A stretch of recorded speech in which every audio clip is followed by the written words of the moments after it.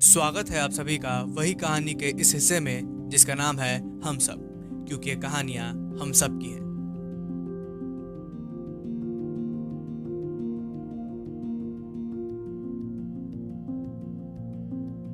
इस हिस्से में हम सुनेंगे मशहूर लेखकों की लिखी वही कहानी जिन्हें हमने कभी न कभी पढ़ा या सुना तो जरूर होगा।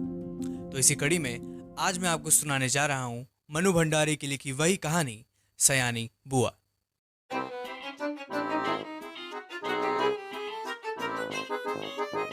सब पर मानो बुआ जी की पर्सनैलिटी भारी है। सारा काम वहाँ इतनी व्यवस्था से होता है जैसे सब मशीनें हों जो कायदे कानून में बंधी बिना ब्रेक अपना काम किए चली जा रही हैं। ठीक 5 बजे सब लोग उठ जाते, फिर 1 घंटा बाहर मैदान में टहलना होता, उसके बाद चाय दूध होता, उसके बाद अन्नू को पढ़ने के लिए बैठना होता। भाई साहब भी तब अखबार और ऑफिस की फाइलें वगैरह देखा करते। 9 बजते ही नहाना शुरू होता, जो कपड़े बुआ जी निकाल दें वही पहनने होते। फिर कायदे से आकर मेज पर बैठ जाओ और खाकर काम पर जाओ। सयानी बुआ का नाम असल में ही सयानी था या उनके सयानेपन को देखकर लोगों ने उन्हें सयानी कहना शुरू कर दिया, वो तो मैं आज तक नहीं ही जान पाई। पर इतना ज़रूर कि किसी ने उनका ये नाम रखा तो नामकरण करने में एक्सपर्ट ज़रूर रहा हो। बचपन से ही वो एकदम पंक्चुअल थी, सुई की नोक वाली पंक्चुअल। अपना सामान संभाल कर रखने में जितनी तेज थी और अरेंज करने की जितनी कायल थी, उसे देखकर हैरान हो जाना पड़ता था। दादी और पापा बताते हैं कि जो पेंसिल वो एक बार खरीदती थी उससे तब तक काम लेती थी जब तक वो इतनी छोटी ना हो जाए कि वो पकड़ में भी ना आए। क्या मजाल कि वो कभी खो जाए या बार बार नोक टूटकर समय से पहले ही खत्म हो जाए। जो रबर उन्होंने 4th क्लास में खरीदी थी उसे 9th क्लास में आकर खत्म किया था। उम्र के साथ साथ उनकी ओवर स्मार्टनेस भी मैच्योर होती गई और फिर बुआ जी की ज़िंदगी में इतना ज़्यादा घुल मिल गई कि उसे अलग करके बुआ जी की कल्पना ही नहीं की जा सकती।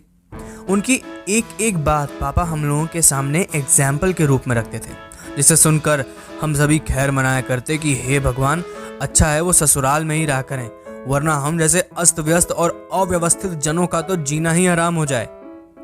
अब ऐसी ही सयानी बुआ के पास जाकर पढ़ने का प्रपोजल जब मेरे सामने रखा गया तो सोचिए मुझ पर क्या बीती होगी। मैंने साफ मना कर दिया कि मुझे आगे पढ़ना ही नहीं, पर पापा मेरी पढ़ाई के बारे में इतने सतर्क थे कि उन्होंने मुझे समझा कर, डांट कर और फिर आखिर में प्यार दुलार से मुझे राजी कर लिया। सच में राजी तो क्या कर लिया, समझिए अपनी इच्छा पूरी करवाई है। भगवान का नाम गुहारते गुहारते मैंने घर से विदा ली और उनके यहाँ पहुंची, सयानी बुआ के यहाँ। इसमें संदेह नहीं कि बुआ जी ने बड़ा स्वागत किया, पर बचपन से उनके बारे में सुनते सुनते उनका जो रौद्र रूप मन में घर कर गया था, उसमें उनका ये प्यार कहाँ खो गया मैं जान ही नहीं पाई। हाँ, बुआ जी के पति, जिन्हें हम फूफा जी नहीं भाई साहब कहते थे, बहुत ही अच्छे थे और सबसे अच्छा कोई घर में लगा तो उनकी 5 साल की बेटी अन्नू थी। इस नीरस घर के और मशीन जैसे रूटीन में खुद को फिट करने में मुझे कितनी मुसीबत उठानी पड़ी और कितना अपने आप को काटना छाटना पड़ा, ये मेरा भगवान ही जानता है। मगर सबसे ज़्यादा तरस आता था अन्नू पर। वो इस नन्ही सी उम्र में ही इतनी बड़ी हो गई थी। न बच्चों जैसा एक्साइटमेंट, न कोई बचकानी गलती या हरकत, पता नहीं किस अनजाने डर से वो घिरी रहती थी। घर के उस माहौल में कुछ ही दिनों में मेरी भी सारी हंसी खुशी गलती मारी गई। यूं बुआ जी की गृहस्थी को जमे 15 साल बीत चुके थे, पर उनका घर का सारा सामान देखकर लगता था मानो सब कुछ अभी कल ही खरीदा है। गृहस्थी जमाते समय जो कांच और चीनी मिट्टी के बर्तन उन्होंने खरीदे थे, आज भी ज्यों के त्यों थे, जबकि रोज का इस्तेमाल होता था। वो सारे बर्तन खुद खड़ी होकर साफ करवाती थी। क्या मजाल, कोई भी चीज कोई तोड़ दे। एक बार एक नौकर ने सुराही तोड़ दी थी। उस छोटे से लड़के को उन्होंने इस बात पर बहुत पीटा था। तोड़ फोड़ से उन्हें सख्त नफरत थी। यही बात उनके बर्दाश्त के बाहर थी, या कहें ये बात भी उनके बर्दाश्त के बाहर थी।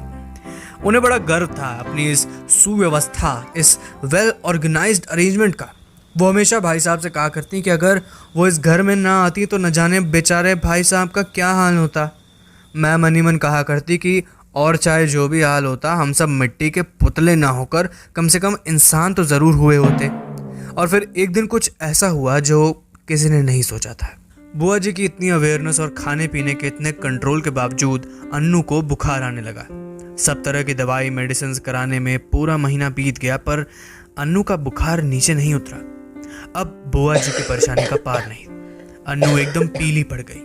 उसे देखकर मुझे लगता था मानो उसके शरीर में बुखार के जर्म्स नहीं, बुआ जी के डर के जर्म्स दौड़ रहे हैं जो उसे खाते जा रहे हैं। क्योंकि वो अपनी उम्र की तरह बच्चों का रोना या जिद नहीं कर रही थी, बस सूखती जा रही थी चुपचाप। आखिर डॉक्टरों ने तरह तरह के टेस्ट के बाद राय दी कि बच्ची को पहाड़ पर ले जाया जाए, जितना ज़्यादा उसे खुश रखा जा सके रखा जाए, क्योंकि सब कुछ उसके मन के हिसाब से हो, यही उसका सही इलाज है।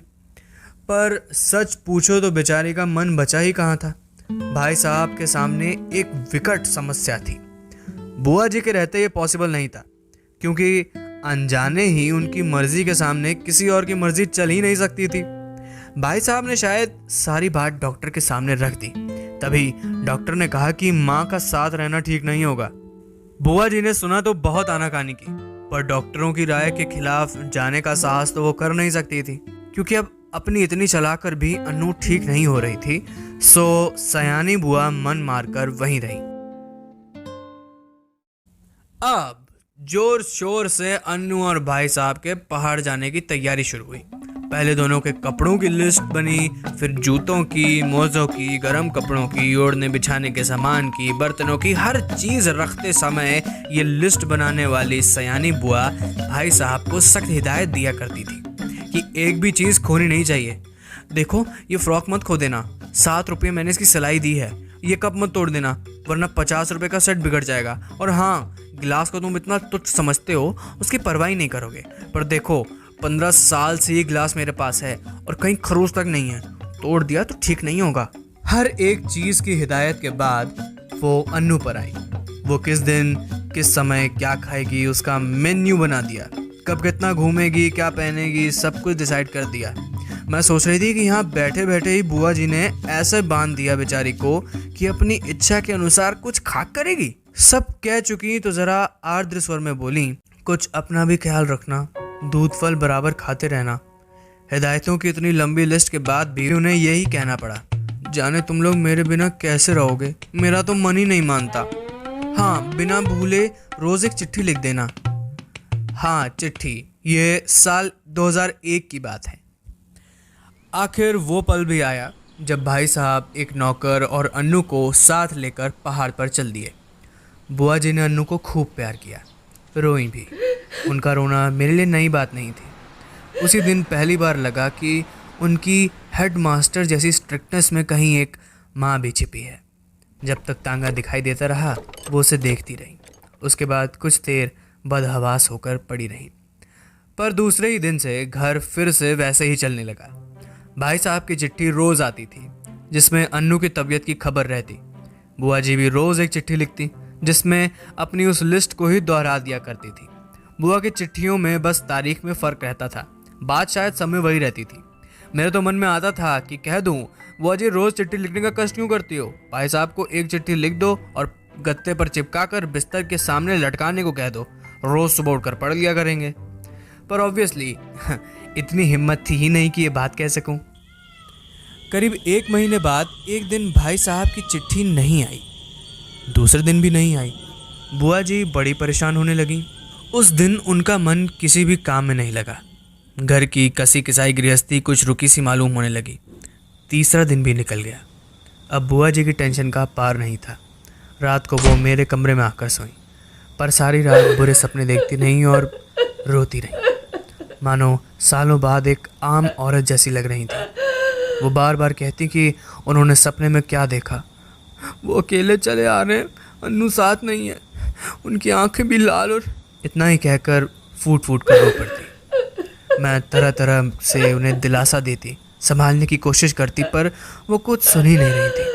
और अब मेरा मन भी कुछ अन्नू के ख्याल से और कुछ बुआ जी की हालत देखकर घबरा रहा था।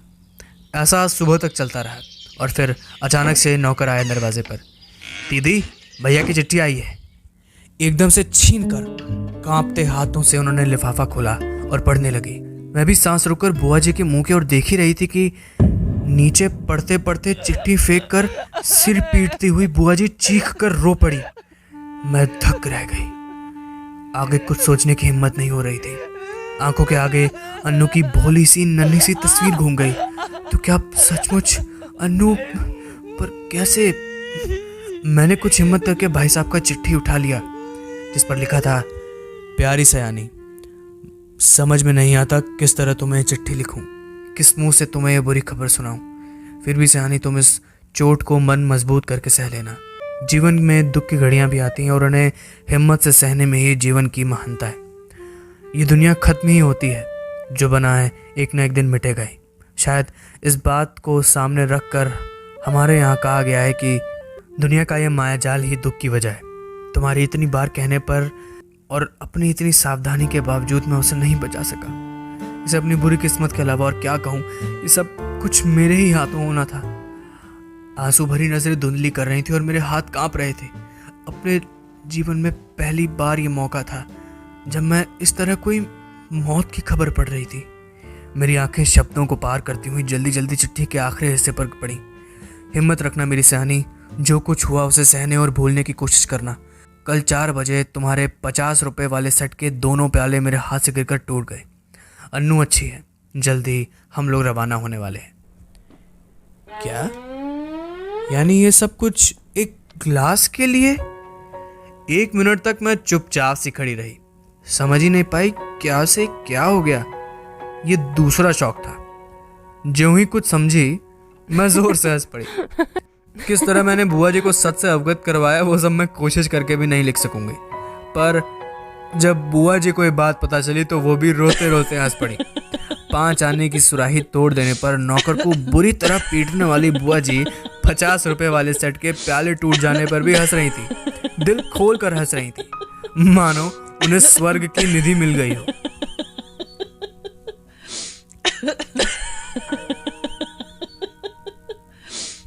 आशा है आपको ये कहानी पसंद आई होगी।